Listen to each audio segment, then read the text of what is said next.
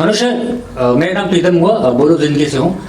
Sir, हमारा प्रश्न ये था कि जब भी कोई ऐसी मूवी आती है जिसमें थोड़ा थ्रिलर होता है, एक्शन, गैंगस्टर दिखाया जाता है, तो ये भी कहा जाता है कि वो जो मूवी है वहाँ के उस मिट्टी के इतिहास से जुड़ी है।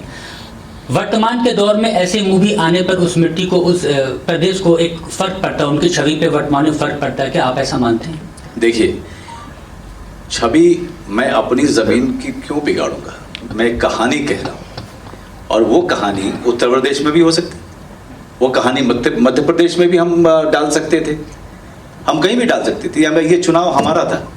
लेकिन हमें लगा कि यहाँ से इस तरह की मुख्य धारा की फिल्म बनी नहीं है उस मिट्टी से, तो उस मुख्य धारा की फिल्म को और उसकी कहानी को यहाँ के मिट्टी में, उस मिट्टी में डाला जाए और वहाँ की परंपराएं और रिश्ते, उसको जो एक्सप्लोर किया जाए। भले ही ये मेन स्ट्रीम फिल्म है, भले ही इसमें बहुत सारा एक्शन है, लेकिन जो हमारे जो संस्कार हैं उसको हमने एक्सप्लोर करने की कोशिश की है, लोगों तक लेके जाने की कोशिश की है।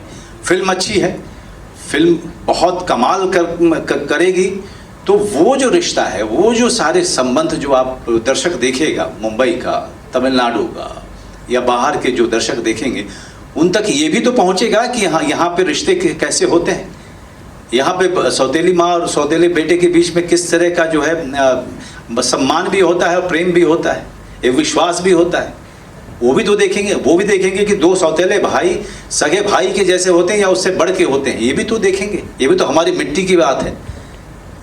तो और इसमें कोई गैंगस्टर नहीं है, भैया जी गैंगस्टर नहीं है। भैया जी अपने गांव और ज़िले के बड़े बूढ़ों का ख्याल भी रखते हैं और सारे लोग उनको बहुत प्रेम करते हैं, लेकिन उनके ऊपर मुसीबत आ जाए तो पूरे ज़िले के लोग उनके साथ हो लेते हैं। भैया जी वो भी एक आदर्श हैं अपने लोगों के लिए, उनके लिए लड़ते हैं, उनकी रक्षा करते हैं। तो ये भी बात तो सीखेंगे लोग। ये कहानी कहीं ना कहीं आपसे ही शुरुआत हुई है। मैंने सुना था कहीं आप न्यूज़पेपर में कभी कुछ खड़े थे, आपसे ही गई है। मैंने कुछ न्यूज़पेपर में थिएटर के समय पढ़ा था मैंने, लेकिन उसको मेरे डायरेक्टर राइटर ने बहुत सारा बदल भी दिया, तो अब ये कहानी मेरी रह भी नहीं गई। अब मैं जो कहानी मेरी थी, अब उस पर कुछ और बनाऊंगा मैं। लेकिन हाँ, उसमें उसका जो नायक है वो 22-23 साल का है, इसलिए वो फिल्म भी अलग होगी। और सभी प्रिय मीडिया कर्मियों को मैं पुनः बहुत बहुत धन्यवाद कहना चाहूँगी। आप